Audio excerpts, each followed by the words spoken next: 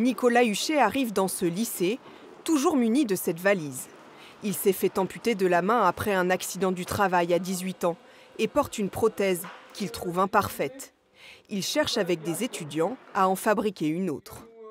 Tout l'ensemble, main plus emboîture, qui se mange comme ça, mécaniquement, avec le poignet Nolan fabriqué au lycée d'Angers, Saint-Aubin-la-Salle.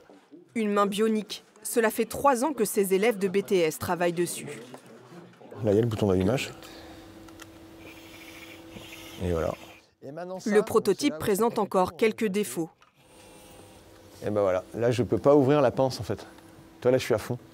Donc on n'a pas assez de force de serrage dans la main. Pour Nicolas Huchet, la prothèse payée par la sécurité sociale reste trop lourde et manque encore de performance. Les 10 premières années où je la portais, elle tombait souvent en panne.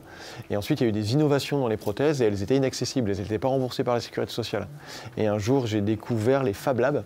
Donc, c'est des ateliers de fabrication numérique dans lesquels on voit des imprimantes 3D. Et on m'a proposé d'apprendre à fabriquer ma prothèse.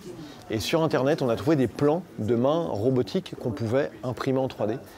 Et c'est comme ça que tout a commencé.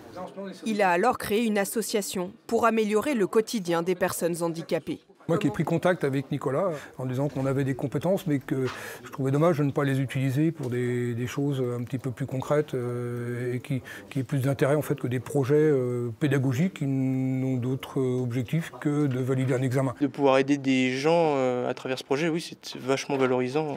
C'est quand même impressionnant parce qu'on aide une personne qui n'a qu'à perdre une main. Donc avec nous, en tant qu'étudiants, on apprend à beaucoup de choses, parce que c'est vraiment un projet hyper complet, hyper intéressant.